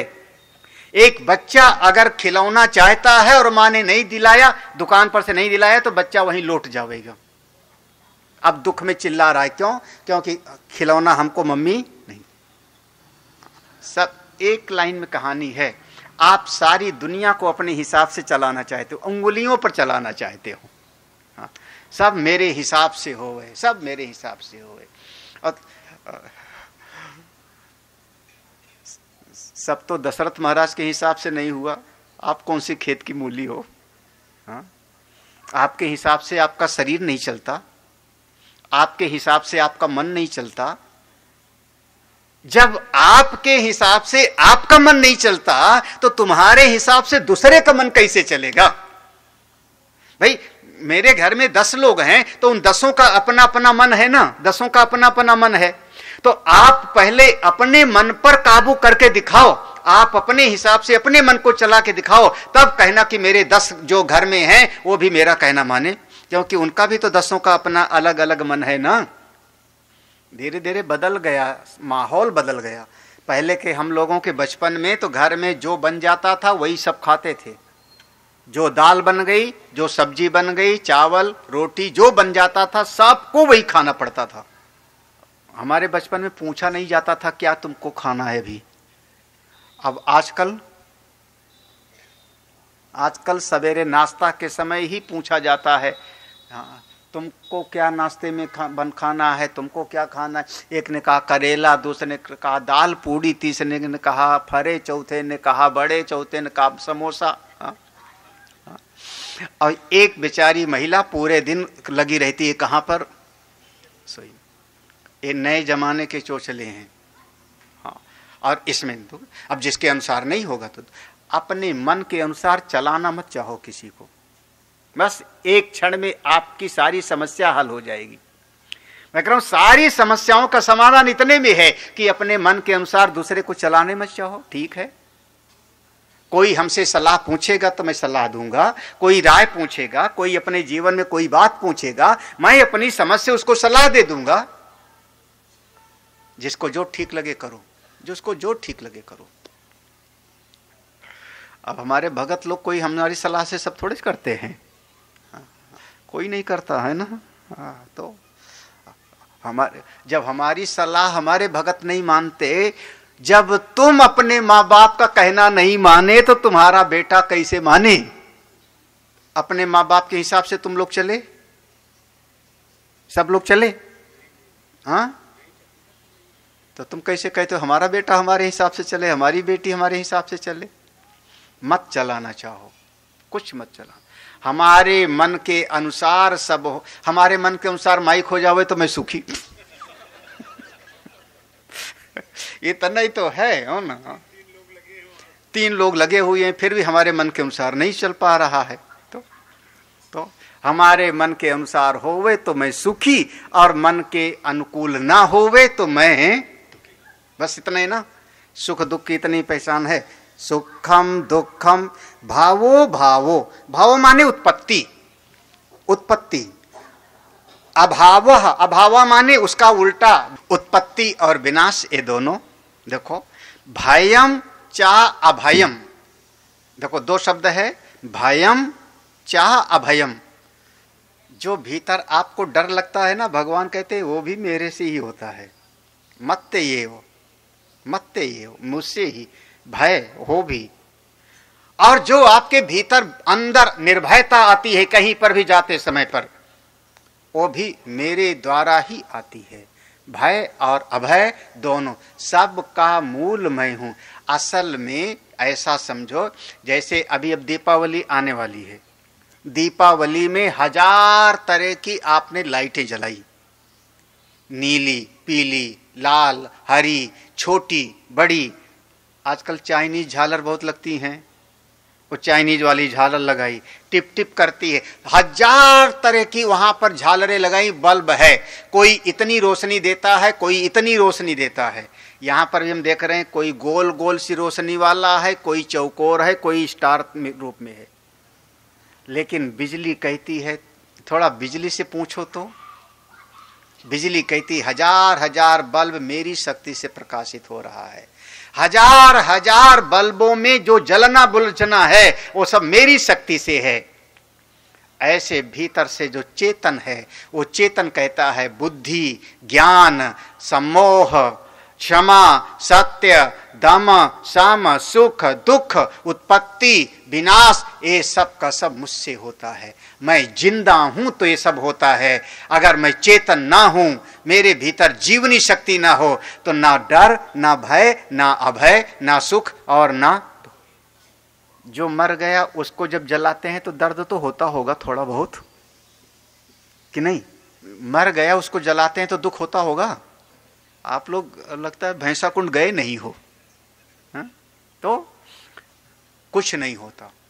आप कहते हो वो गया, वो जीव चला गया वहां से, जीवात्मा अब नहीं है इसमें।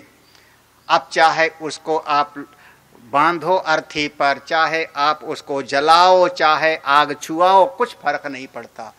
और जब तक चेतन है तब तक वो कहता है आज मैं सुखी हूँ, आज मैं दुखी हूँ, हमने ये समझा, हमने ऐसा समझा, हमको ये ठीक लगता है, हमको वो ठीक लगता है। बस ये सब का सब उसी चेतन से ही प्रकट होता है। 5वें श्लोक को भी देख लो। अहिंसा अपीड़ा प्राणी नाम, किसी को दुख देने की इच्छा ना होवे, इसी का नाम होता है अहिंसा। हम किसी को दुख नहीं देना चाहते, लेकिन जरूरत होगी तो थप्पड़ मारेंगे। क्रिया में अहिंसा नहीं, ये बौद्ध दर्शन ने क्रिया में अहिंसा को लाके रखा, जिसका परिणाम हमारा भारतवर्ष, मैं सीधा कह सकता हूं जैन दर्शन बौद्ध दर्शन ने क्रिया में अहिंसा को लाके रखा, जिसका परिणाम हुआ कि भारतवर्ष गुलाम हुआ हजारों साल तक। क्रिया में अहिंसा नहीं, भाव में अहिंसा होना चाहिए, भाव में अहिंसा। जैसे कोई एक सर्जन है, मेडिकल वाला डॉक्टर है, उसका वो बिल्कुल उसका भाव में अहिंसा है, लेकिन फिर भी चाकू से वो पेट चीरता है। किस लिए पेट चीर रहा है? आपका दर्द दूर हो गए। बाहर से देखने में तो आपको चाकू चला रहा है ना, वो क्रिया में अहिंसा का पालन नहीं है, लेकिन भाव क्या है कि इस जीव का दर्द दूर हो, इसका भला हो। भाव में अहिंसा होनी चाहिए। जैन और बौद्ध दर्शन ने कहा क्रिया में भी अहिंसा नहीं होनी चाहिए, जिसका परिणाम हमारे यहां बड़े बड़े राजाओं ने हथियार डाला, हथियार छोड़ दिया, परिणाम स्वरूप हमारा देश गुलाम होता है, क्रिया में नहीं। हाँ, आप में से जितने बच्चे नहीं, जितने बड़ी उम्र वाले हो, आप लोगों ने पिताजी के द्वारा पिटाई हुई है कि नहीं आप लोगों की? हाँ, नहीं मारे हैं? हाँ। माँ पिता ने कभी मारा ही नहीं? हद हो गई, हम तो बहुत पीटे थे। हाँ, तो अब तुम हमारे जमाने के नहीं हो, तुम नए जमाने वाले हो। हाँ, हम लोगों के जमाने में तो महाराज स्कूल में मास्टर भी, हाँ, हमारा एक टीचर था, उसका सारे विद्यार्थी लोग उसको नाम दिए थे। वो जैसे उसकी साइकिल आती थी, आईबी सिंह आ गई, आईबी सिंह आ गई। हाँ, आईबी माने दुष्ट होता है। उसका नाम था अमर बहादुर सिंह, और विद्यार्थी लोग उसका निकनेम रखे थे आईबी सिंह। महाराज बेशरम के 6-6 झंडे डंडे मंगाता और विद्यार्थियों पर तोड़ देता था। आजकल के टीचर लोग मुंह धो रखो, मार भी नहीं सकते हो जी भर के, मारोगे तो जेल हो जाएगी। हम लोगों के तो खूब पिटाई होती थी जम करके। हाँ?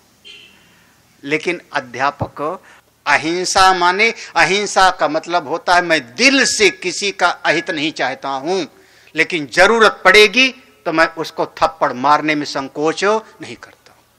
हम डॉक्टर वाली अहिंसा में मेरा विश्वास है, जैन और बौद्ध वाली अहिंसा नहीं, वो हमारे देश को गुलाम बनाती है।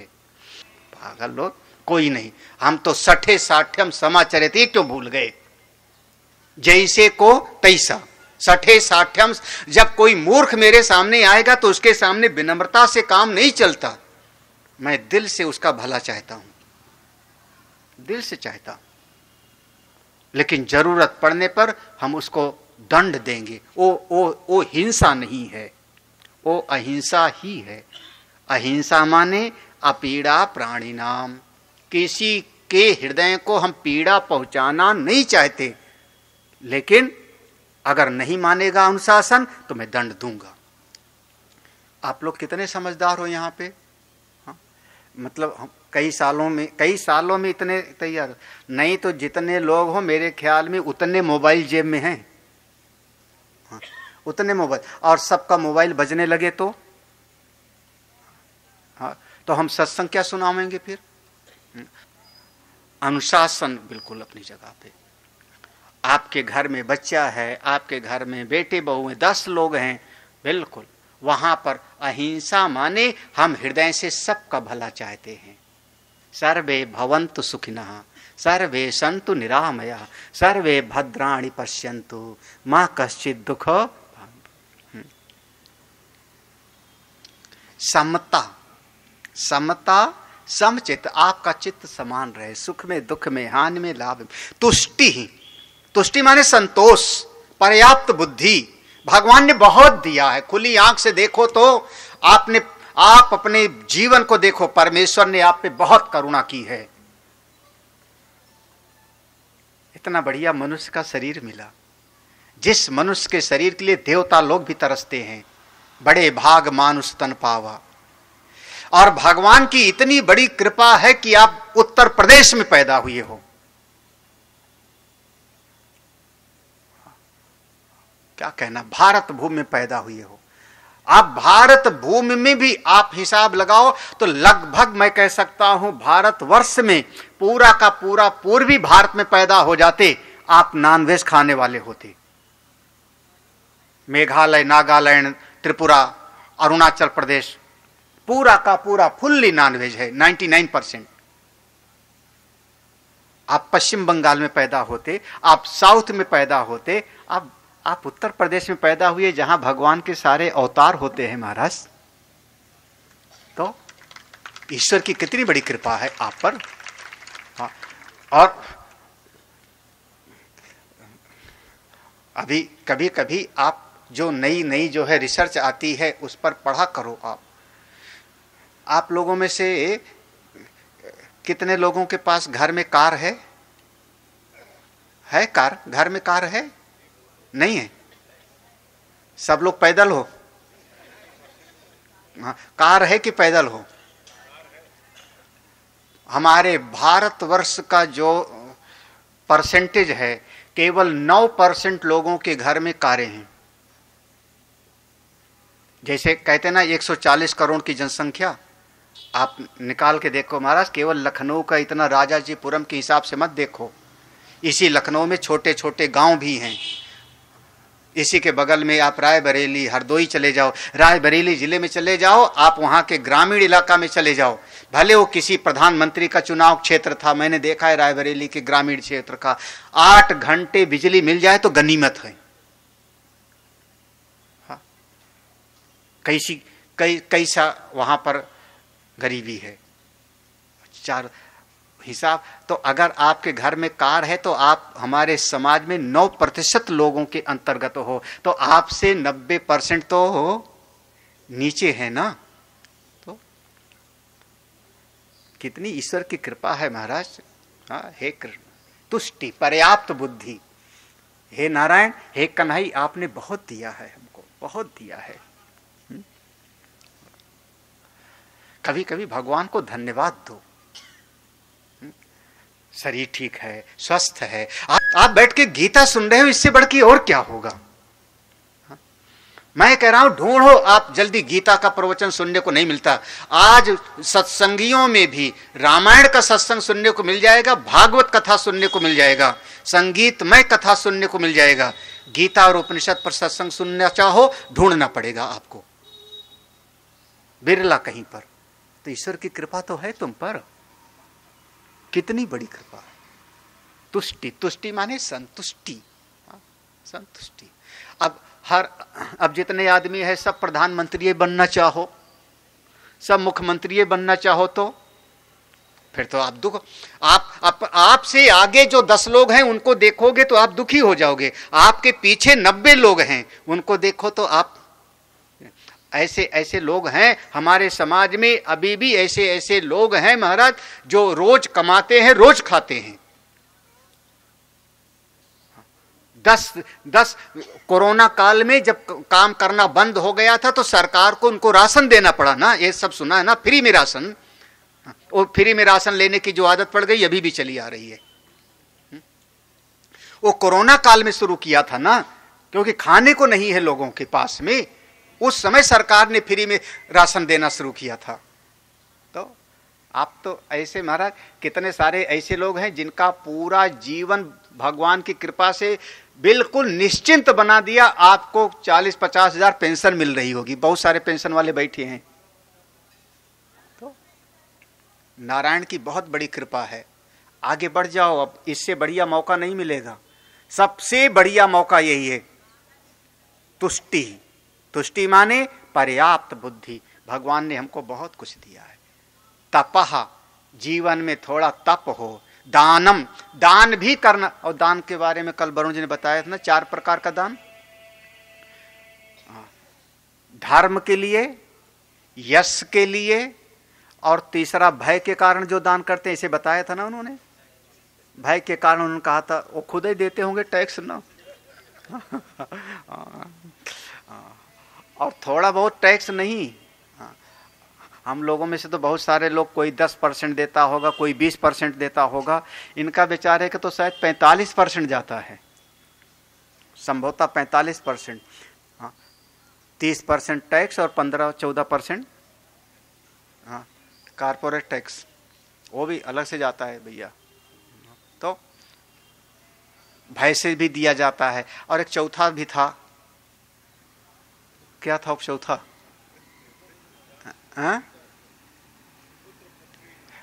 हाँ, जो अपने किसी और को दे देते हैं, सेवकों को, परिवार को, वो सब देते। 4 प्रकार का दान वहाँ बताया था।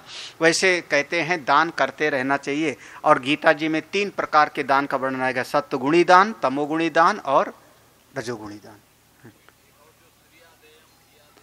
वो तैत्तिरीय उपनिषद में है। वहां पर लिखा है, आचार्याय प्रियम धनमाहृत्य प्रजातंतुम मां व्यवच्छेसी। अपने आचार्य गुरु जी का प्रिय करने के लिए कमाओ, धनम आहृत्य, धन कमाओ, लेके आओ और गुरु जी को दो। आचार्याय प्रियम धनम आहृत्य, लाके दो। प्रजातंतुम, अपने परिवार को आगे बढ़ाओ। आप अपने कल्याण के लिए दान दो, अपनी बुद्धि के लिए दान दो। कभी आप प्रेम से दान करो, कभी आप भय के कारण भी दान करो। श्रिया देयम, ह्रिया देयम, ह्रिया देयम, संविदा देयम। कभी लज्जा के कारण भी, लज्जा माने समझ रहे हो ना, वहां पर लिखा भिया देयम, संविदा देयम, लज्जा से दो, कैसे भी दो। दानम यशो अयसः, यश और अपयश ये दोनों, ये यहां पूरा हो जाता है। भावंति भावा भूता नाम, इस जगत में जितना भी कुछ यहाँ भावा माने जितना भी कोई चीज आपको दिखाई पड़ रहा है, जिस जिस चीज की सत्ता दिखाई पड़ रही, बुद्धि से लेकर के बुद्धि, ज्ञान, असम्मोह, क्षमा, सत्य, दम, जो कुछ भी दिखाई पड़ रहा है अर्जुन, सब कुछ मत एव, मत माने मुझसे ही ये नाना प्रकार की चीजें उत्पन्न होती हैं, सबके मूल में मैं ही हूं। अर्जुन, जो मुझको मूल चीज वो था, तीसरा श्लोक, तीसरा, यौमाम अजम अन, जो मुझको उस मूल को जानता है कि मैं अजन्मा हूं, अनादि हूं, मैं सारे जगत का स्वामी हूं, जो ऐसा समझता है वो बुद्धिमान है और समस्त पापों से मुक्त हो जाएगा, दुखों से मुक्त हो जाएगा। गीता जी का सत्संग आपके मन के शोक को मिटा देगा, आपकी चिंता को मिटाएगा, आपके मन के सारे पापों को धो के साफ कर देता है। एक श्रीमद् भगवद गीता का ज्ञान। अब 6ठे श्लोक से प्रसंग भगवान आगे बता देते हैं, और भी क्या क्या मुझसे पैदा हुए हम लोग कल सुनेंगे। आज यहाँ पर विश्राम दे रहे हैं। भगवान के साथ एक अपना हृदय का भाव बिल्कुल जुड़ा होना चाहिए। भगवान मेरे हैं, मैं भगवान का चिंतन करता हूँ, भगवान पर दृढ़ विश्वास हो, प्रीति भगवान से है। जितना आप भगवत भाव में रहोगे उतना ही हृदय आपका शांत होता जाएगा। शांत हृदय से आप जो करोगे उसमें सफलता भी मिलती है, इस लौकिक जगत में भी और पारलौकिक जगत में भी। जब यहाँ परलोक दोनों जगह पर सुख चाहिए तो भगवान की भक्ति, भगवान को समझो, भगवान के बारे में जानो। आज यहाँ पर बोले वृंदावन बिहारी लाल की जय। ओम पूर्णमदः पूर्णमिदं पूर्णात् पूर्णमुदच्यते पूर्णस्य पूर्णमादाय पूर्णमेवावशिष्यते। ओम शांति शांति शांति। हरि ओम। श्री गुरुभ्यो नमः। हरि ओम।